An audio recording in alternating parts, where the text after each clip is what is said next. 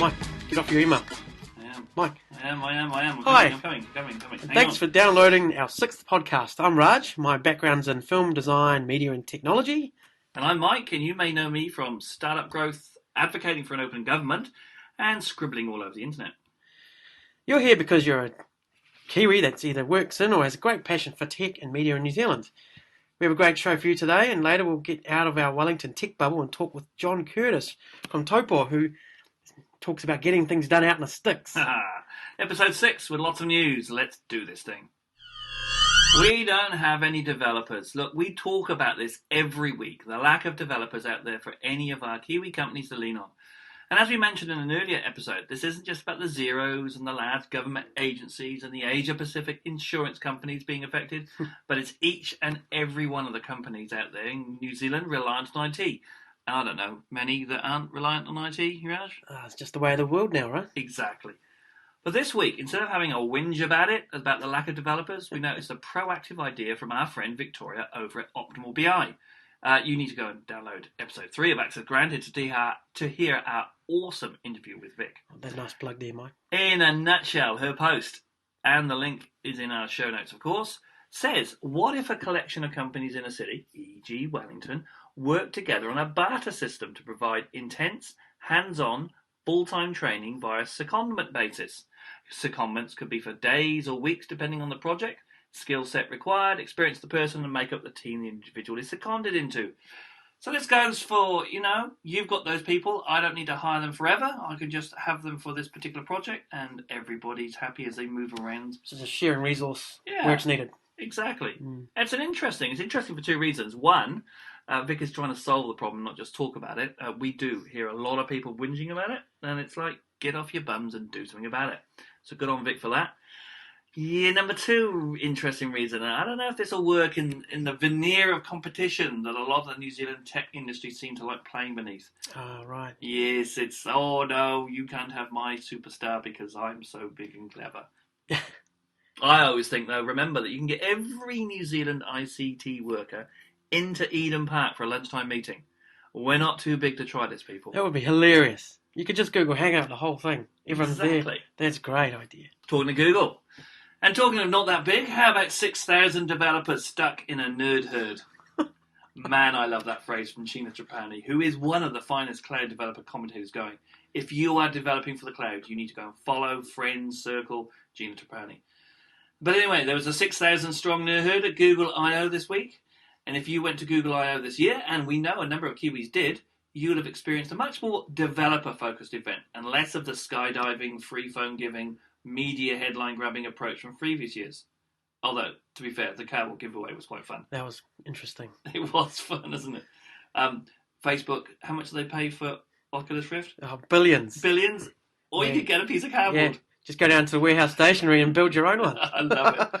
Anyway, whilst there is a lot for developers to get their heads around, especially the pre-release of Android L being lickable lollies, whatever it's going to be called. Lollipop, licorice, Leamington. And with this new all-encompassing Google design style called Material Design. Now, I'll be honest, I don't know much about design, and I don't really give a monkeys. Or do I, Raj? You give a monkeys, because it's all about the user experience. So if you don't notice good design, that's done the job right. Okay. Yes. Okay, fair enough. So basically what they said was it was just flatter. So I don't know that you could get flatter than what they already came up with. But they did it. They're innovators. Fair enough. They've innovated. There's something about, let's imagine that pixels have depth and it's a material. Yes. Okay. We'll see how that goes. You're still going to love it. When L comes out, as long as I can do my stuff. What I thought, though, for the public, what I thought was interesting from Google, I have to say, for majority of developers, was the first public steps of uniting Chrome OS and Android. And it's definitely one that most developers should be keeping an eye on. Because Chrome has, and Chrome OS, and when I say Chrome OS, I'm still thinking Chrome web browser on your Windows or your Mac or your, as I've got here, Linux. We were just jibber-jabbering before about, oh look, Pocket is an app that's running. It's a Chrome app. Is it a app or is it part of your, usually the way you think of it is a desktop app, yeah, or is it built into Chrome? I noticed on the Mac my Hangout's actually built into the system, but still part of Chrome. It's very confusing. It's all getting very blurred. And Yeah. if you start to think that Google is then going to start bringing in Android apps that then potentially in the future That run on your laptop. that run on your Mac OS or my Linux or your Windows machine. Now that's fascinating. So anyway, keep an eye on that. Sounds like more hassle for developers, really, to make sure everything works on everything. Yeah, this is very true. Well, their point, I suppose, would be that the underlying, I don't know, do you call it operating system? The Android or Chrome operating system will handle that for you. I don't know. Anyway, hands-on sessions, talking APIs. It's all out there. It's on the Google Developer YouTube channel. Get along and learn how to hook into the Google machine. Oh, and don't bother watching the bum-numbing keynote. It was 2 hours long. Just go and read a summary, as there's nothing startling to actually see. 2-hour nerd herd online. I watched it. You watched it as well, right? Didn't you? I watched some of it and then I tuned out. Yeah. We were your soldiers, so you don't have to watch that. Yeah. Some more news, more local news, New Zealand news. Kiwis bringing wireless charging to the world. It's just a quick shout out. It's a small news item that I noticed recently. Quick shout out to Auckland-based Power by Proxy has come up with technology that charges through the air by more than an inch. That's the point. CEO Greg Cross says the possibility applications are exciting. Of course he'd say that because he's the CEO. He's supposed to say that. Yeah, you can actually start mounting the charging platform underneath the surface of existing tables. So Raj was having a bit of a rant just a second ago about, you've still got to plug these things in somewhere. Well, you're still somewhere. You're still tethered to a wall which has electricity, right? Somehow. This is true, but if you put it into your furniture or into tables, then it's kind of cool. Drop your phone or your glass or whatever it is on there and it charges. Be good for your laptop too, and you just off you go, walk away and you're charged. Excellent stuff. That's pretty cool. So good on Power by Proxy. We hope to hear about you in the future. Right, the rise of the social professional networks. When people think social networks, social media, they think of the big three, right? Google Plus, I did put that in there. Oh, well done. Twitter, Tumblr, etc. Facebook? Facebook. Is that still around? Yeah, it's Facebook. still quite popular. All right, we'll chuck that on the list. But many others, there are many others, and some focus on professional demographic, like the likes of LinkedIn. And this week, actually, I started using Yammer again, which, we can talk about that later.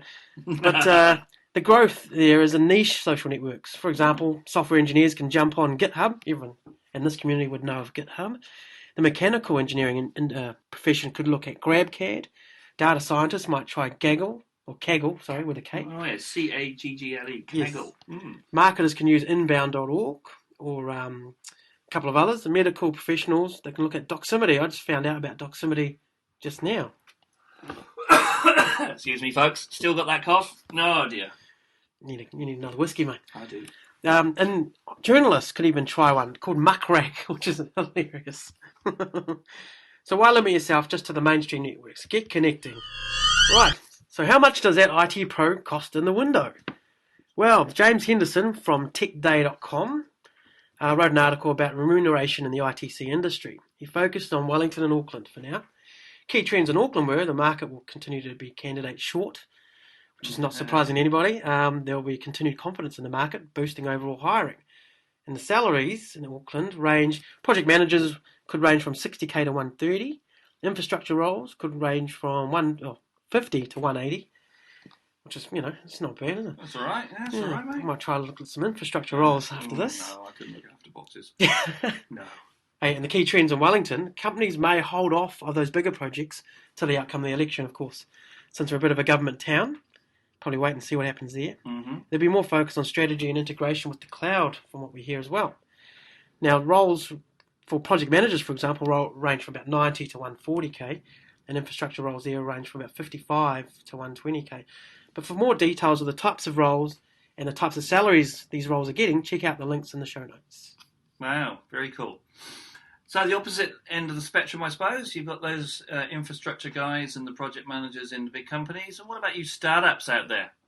We've got 9 startup tips learned from Google. A guy called Thomas Korte, Korte, I don't know how you Looks spell like a that. court. Had a nice list of startup tips that when he exited from Google, has noticed how Google do things. So here you go. None of these should be startling, but I'm sure one of them will make you go, I didn't know that. Number 1, hire great people. That's what everyone's trying to do. Yeah, that's the problem, yeah. Hire for the company, not for the job. That's an interesting one. Ask why not instead of why. Use data, not opinions. That's a very googly one, isn't it? Mm. Put users first and money last. How many startups can actually truly say that's the case? Oh, money's kind of a hurdle when you're starting up, right? It is. Share company information with employees. I love that one. Once you're inside the bubble of that organisation, you should be able to see everything, because especially at startups, you are key to that. Build a culture that lasts. 1, 2, 3, 4, 5 words. I'm sure that's really simple to do, but yeah, that's really, really hard. Give a license to dream. This, of course, is Google's 20% time. And it's the permission that the company can do things that are outside the normal scope of what you're doing. And finally, and both of us, we love this one, don't we, Raj? Yeah, this is the one. Ask for forgiveness, not for permission. And the example here was Google Books started as a service of scanning catalogues, and Google didn't ask for permission to scan them. Yeah, They're doing fine now, right? They won the case, didn't they? Yeah. So, that worked out well for them. I'm sure there's a whole bunch of other stuff that didn't work out quite so well for them. But the idea is ask for forgiveness, not permission. So you give it a crack and see what happens later. Exactly. So there you go. In the show notes, the link to the both that list and the video will be put up. Cool. And that's all the news you need to know this week. There are a lot of tech events happening around the country, and here at Access Granted, we're still building a resource to share with you. Sorry about that, folks. In the meantime, there's too much going on to be comprehensive, so here's a few we've picked out of the mix. Monday, July the 14th, 5:30 p.m. to 7 p.m, Crick HQ is hosting an interesting Start Open event here in Wellington, sharing their story of creating a mobile app that has become one of the century-old game of cricket. I've got that all wrong. We'll start again. Crick HQ is hosting an interesting Start Up Open event in Wellington, sharing their story of creating a mobile app that has become one with the century-old game of cricket. CEO Simon Baker will give insights on how they did it, the ups and downs, and answer your questions. So that's Monday, July the 14th, 5:30 p.m. to 7 p.m. Check out the Startup Garage on meetup.com for all the full details. And on Tuesday, the 1st of July, 5:30 to 7 p.m, seems to be a popular time slot, in the Computer Science Department down in Otago, on Union Street, Dunedin, of course, the Dunedin IT have their monthly Codecraft catch-up. At this time, they're talking about Wolf Salter, I want to say. We don't talk about werewolves. Well, I think they're talking about him. That's the person who'd be doing the talking. He's doing the talking. Mr. Wolf, who will be talking about werewolf. Okay. I like that. And that's fits, I've just noticed. Wolf is talking that's about all. That's what got me confused on the whole Google Doc here. So what the hell? Anyway, because we've got the Wellington happening up here, yes. So I'm wondering what's going on down there. Anyway, you can find out more about that on meetup.com on dunedinit.org.nz. And final one that we've got for this week for everybody is 24th of July, 1 p.m. to 5 p.m. This is down in Christchurch at the Imagitech Theatre, CPIT City Campus in Madras Street. The IRD Transformation Project is having an event hosted by IITP. There'll be presentations by the Revenue Minister, the Honourable, Todd McClay, and we invite 2 members of Inland Revenue's executive team to present on the IR's Transformation Change Programme. This is one that is the much-touted 1.5 billion transformation project, which is going to suck up most of the IT resources in New Zealand when it gets going. Wow. Really going. So you should go along. It costs $25. Get the details of all of the IITP Christchurch events on ictevents.co.nz/Christchurch. That's what's happening. This week we spoke to John Curtis, who has started his own tech sector in Taupo. He has developed an online accounting system that Xero plugs into. Usually it's the other way around. So here we are. We're doing an interview today in Golding's Freedive. If you've not been to Golding's Freedive, there's something very, very wrong with you. You should be here.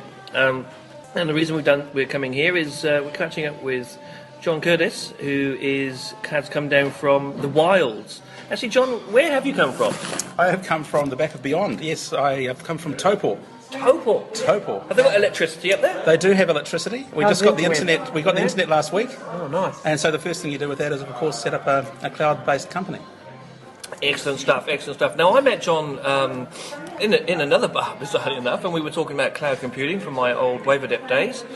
But John, you used to work at a movie company that we all know in Miramar, but have left and doing something completely different. So what is it that you're doing up in Topol?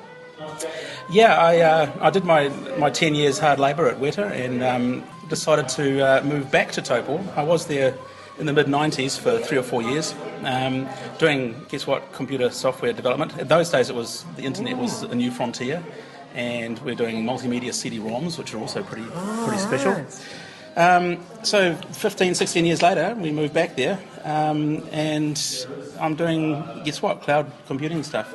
So I set up there initially to do Google Apps stuff, because that was just something I thought small businesses were really missing out on, is dealing with these crappy leftover IT architectures from the 90s yes. when they could be doing something much easier for themselves and save themselves a lot of money in the process. So I did that and to support my software development habit, and I've managed to bump into some people to start some cool projects with on the software front. Very cool. So leaving Wellington, would you say that you were in what we now call the tech community in Wellington, or were you sort of in a bubble of Weta out there? That's very well put. I would say exactly that it was in a bubble.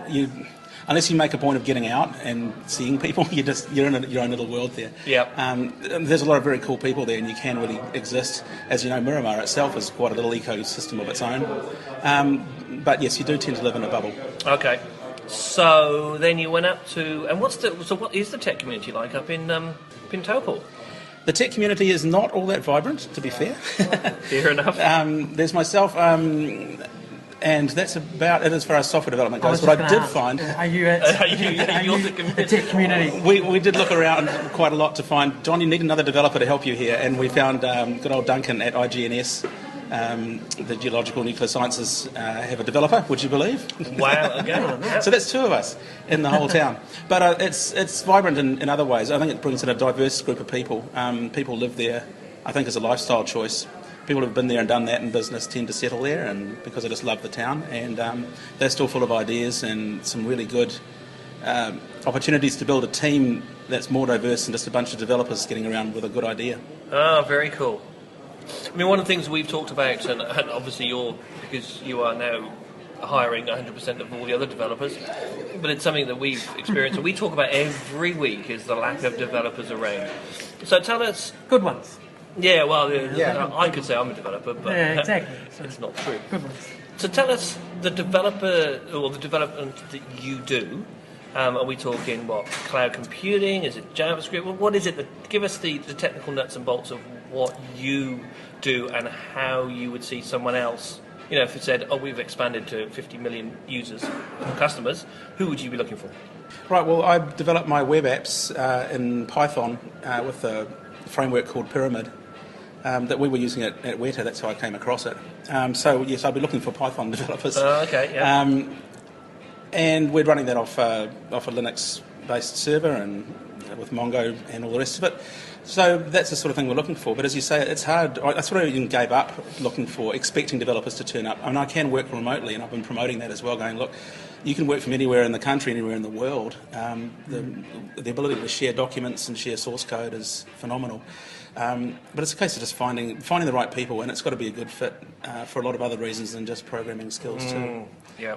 So that being said, I've approached a number of schools and tried to get them interested in software development as well, and I even had a kid come to me every week for 10 weeks as part of a gateway program. But I think you've got to get them interested at that age, but they're never going to be any use to you as a developer until they get a few more years under their belt. But I think it's good to sort of foster that as early as you can, because a lot of the schools are sort of glossing over it, thinking university will pick it up.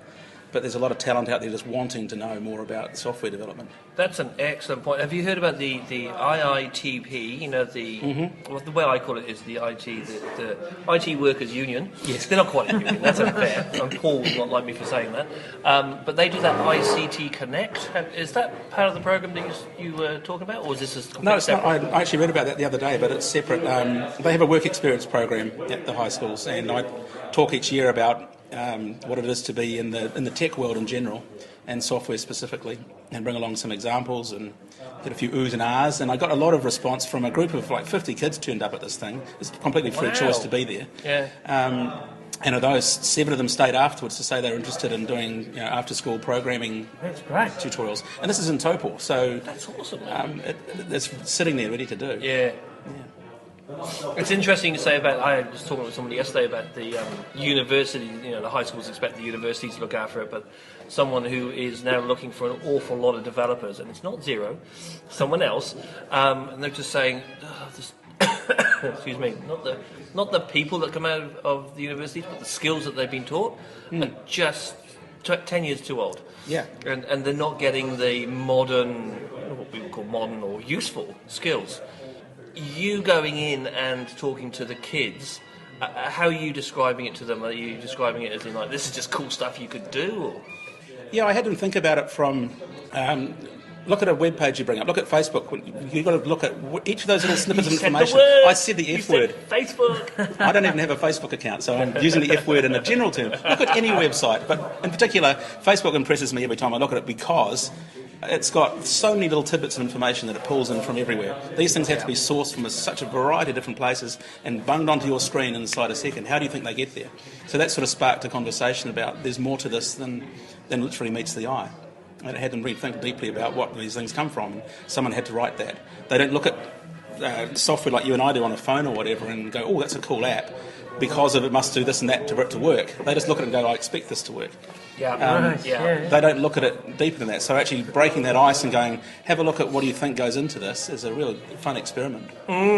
So you're in the wilds of Taupo. I'm sure that all the people, Tauparians? The Tauparians? Yes, that sounds good. Yes. Yeah, will not like us for saying this. And then you drove down to the excitement of the big city. I know on the way, actually, you were playing a game? Is it a game? It's not a game, it's a lifestyle, Mike. Oh, go on then. Yeah. Ingress. Ingress, yes. It normally takes like maybe 4.5 hours to drive, but I think you have to budget 7 hours at least in playing Ingress if you're doing it properly. Wow. What is it then? Go on then. What?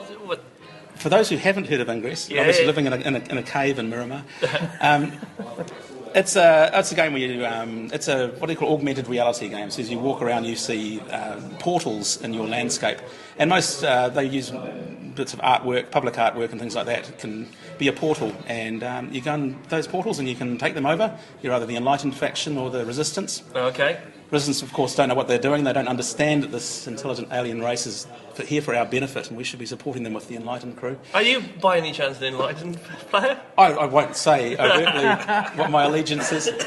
But basically, yes, you go around taking over these portals and you create big fields and capture mind units. So, yes, so in Taupo it's pretty quiet, but we get a lot of tourist traffic, so every now and again you get people just coming through, destroying everything you've spent weeks building up. It's So on way the way more down. interesting than I Spy with my little eye, isn't it? That's right. It does. Actually, my 8-year-old boy often sits with my phone in the back seat of the car as we're driving places, and he hacks portals for me and all sorts of things. Very cool. It's got minions too. 8-year-olds aren't great software developers, I've found. Not yet. Not yet. Train them well. So you come down to Wellington, obviously to see us and have a beer. That's not the That full was reason. my primary motive. Yeah. I thought while I'm down here... If whilst you're here, if there's a secondary motive, what would that be? Right, so I've got together with a few people and we're doing a project called BeanyBiZ, and I'm here to promote that to a crowd at Weta in particular, and any small businesses we find in the Wellington region. What's BeanyBiZ do then? BeanyBiZ is your online accountant. So whereas you might be using Xero for your accounting during the year, you do all your own accounts these days, we sort of fill the gap between where your accounting software leaves off and having to file it with the IRD. So getting a set of professional eyes, an accountant to look over your accounts and then submit it to IRD, make sure you're paying the least amount of tax you need to be and looking out for those advantages your accountant gets you. But our model is for a fixed price. So rather than at the moment you sort of rock up to your accountant and they do some magic work. You give them all your numbers and they give them back to you in a different order. Yeah. And that's not speaking very highly of accountants. And then they charge you this arbitrary amount for your work. And we decided, no, this can be commoditised. So we're having commoditised accounting. So we've got accountants over the country, in different places in the country that we feed work to, and they do your accounts for you. When you submit them all online, you upload all your financial documents and all your statements, and we can hook into your Xero account or export a ledger from MYOB or send us your shoebox of receipts, and we'll take it from there. So, if I use the word mechanical Turk, is that a similar approach, or The accountants aren't all that mechanical, but yes, it looks like that to all intents and purposes. We do try to keep a personal touch to it because it's important to not be a machine. I think whereas Xero, for all its beautiful accounting software, it just crunches numbers for you. Here's your GST return. Yeah. This accounting the accountant takes a personal approach to say, what is this person doing for their business? How can we best help them? How can we support them grow their business? And so having a set of human eyes to look over what you're doing and take a personal interest in your account is also what happens. I think the cloud just provides an easy way to upload, get your stuff out there so we can see it. Yeah. And a place where you can go to and visit all your stuff in one place. Because I used to chase around bits of paper all over the place, and my accountant would ask for the same things every year, and I'd have to go and find them. And oh my God, where's that bit of paper? And I gave you this last year. Surely you know how big my house is. But now you've got one place you can upload all this stuff to, and it stays there, and you can roll it over year to year. Fantastic. Makes a lot of sense.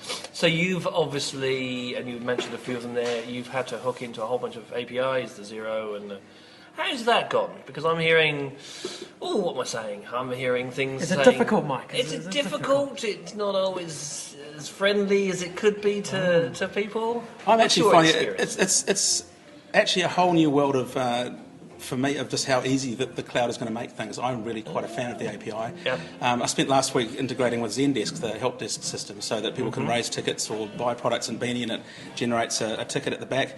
So we can get a complete track of everything that customer's done, not by writing it myself, that would be a whole other software project in itself, but just getting some other service that does it well and integrating with that and incorporating that into our own product.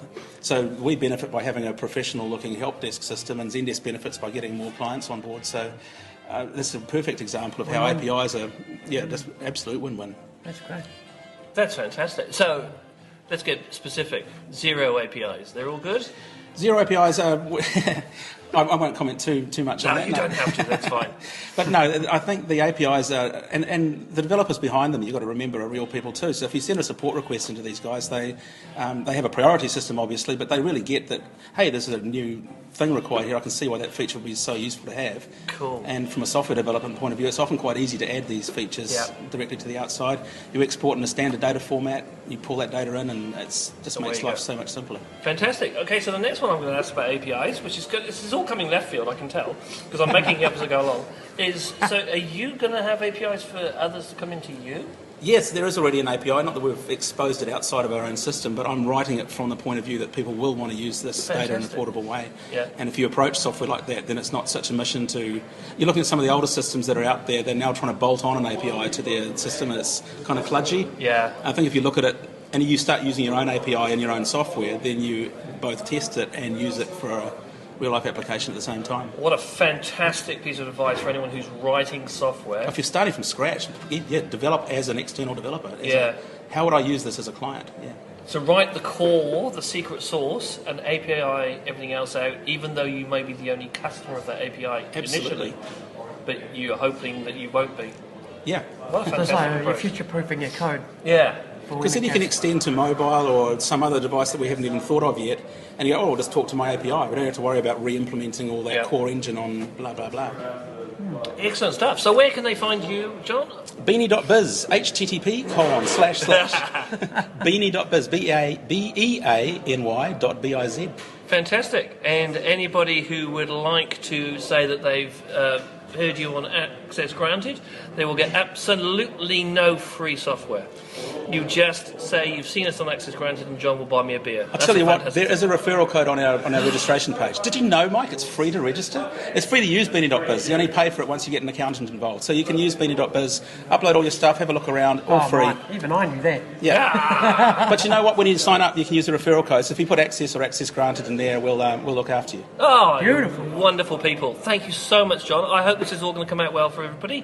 As in my cold, plus the music, plus me getting your cold. God, I know, I'm breathing Tinkering over of glasses and kegs. And thank you so much to Golding's Freedive here in Wellington for hosting us.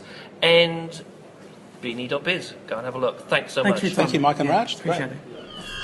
Great interview with John there. You can find him at Beanie.biz.